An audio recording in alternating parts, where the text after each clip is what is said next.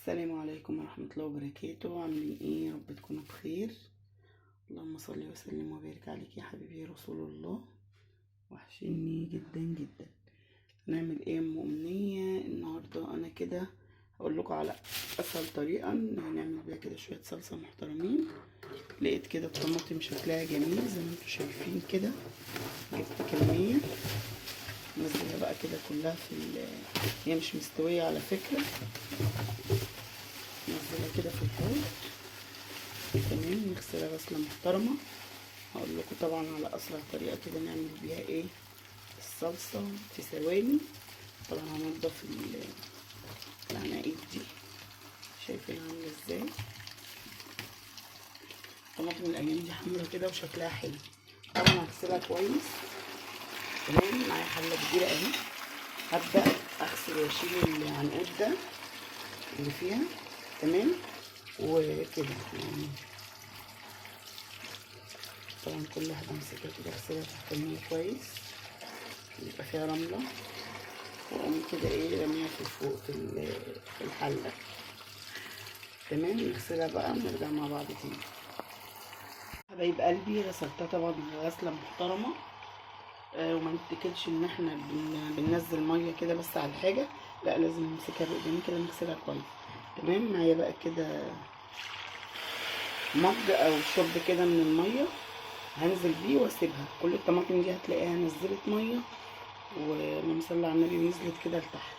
تمام، معانا جزر برضه هنعمله، هنخلله، ومعانا كنافه برضه هنعملها في الفيديو. اهو معايا كميه الجزر كده، والمفروض انا كنت عملته من قبل رمضان، بس بقى كل ما نيجي نشتري العيال بصراحه يقولوا لي طعمه مش حلو، عاملينه في البيت. تمام، فانا جبت طبعا كميه كده، غسلها طبعا كويس زي ما انتم شايفين كده. امسك كل واحده اغسلها كويس،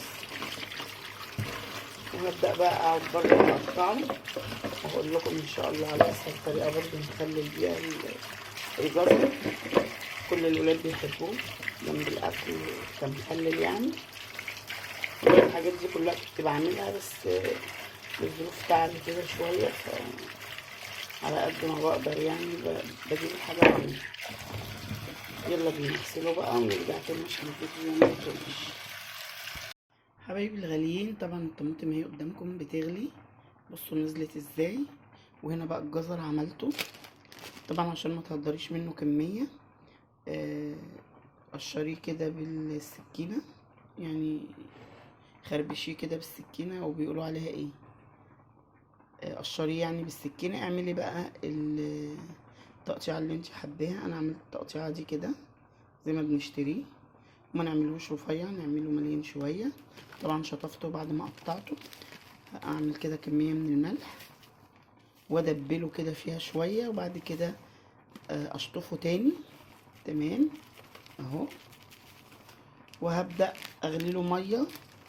لازم نخلي الخيار ايه الجزر نعمل له ميه مغليه ونسيبها تبرد.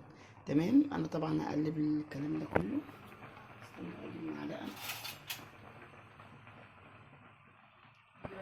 طبعا بحب اقول لام فاتي حبيبه قلبي، انتي وحشتيني جدا، ويا ريت تبعتي لي نمرتك، علشان خاطر انا كنت عامله تليفون سوفت وفي نمر كتير اتمسحت من عندي.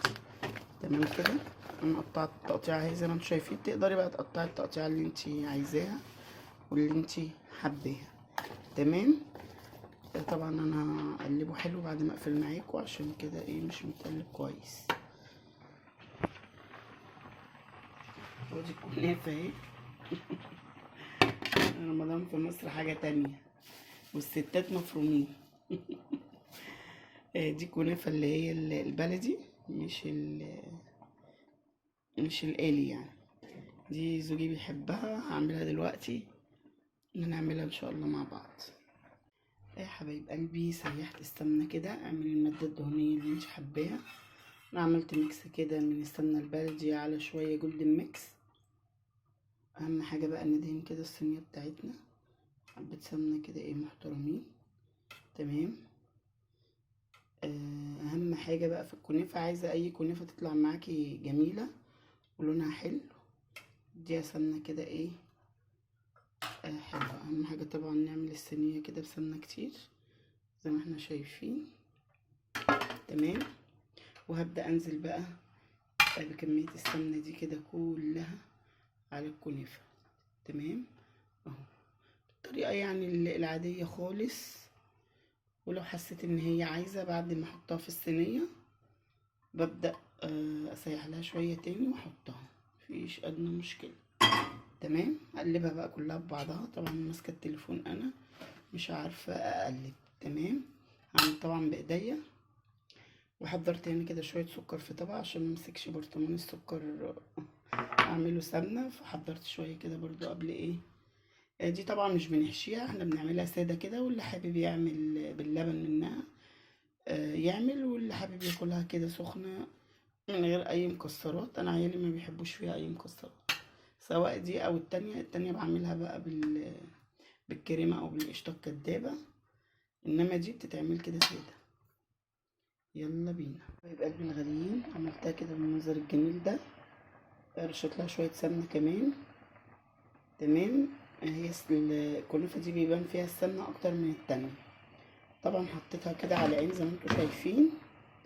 ببدا اعلي اول دقيقه كده، بعد كده بوطي. انا بسويها كده من فوق، مبسويهاش في فرن البوتاجاز علشان ما تنشفش. وعندنا الشربات طبعا، كلنا عارفين الحلويات لازم حاجه بارده وحاجه سخنه. ادي كده الشربات اهو، انا بعمله مثلا اعمل كيلو سكر يخلص اعمل غيره. دي كده معايا الشربات بارد، ولما الكنافه ان شاء الله اعملها اسقيها بقى بالشربات تبقى حاجه سخنه وحاجه بارده.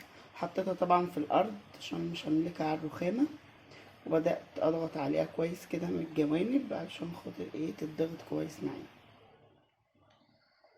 عايزه اقول لكم على حاجه، الكنافه المفروض يا بتعمليها في فرن البوتاجاز على حسب، يا اما بتعمليها كده من فوق. والمفروض ان انتي مش بتغطيها. بشوف ناس بتغطيها، ده غلط.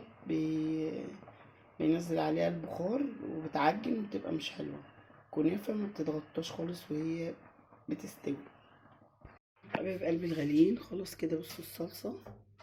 اضربها بقى بالهاند بلندر واصفيها في المصفى، وبعد كده بحطها تغلي شويه، وازود عليها شويه سكر وشويه بابريكا كده محترمين واعملها. ودي الكنافه اهي القمر بتاعتنا، عملناها كده بالجمال ده. تطلع طبعا شربات، متحطش اغرقها قوي شربات عشان انا حاطه لها سكر في النص. يلا بحبكم في الليله، والفيديو عجبكم ما تنسونيش بلايك وشير، ورمضان كريم. مع السلامة.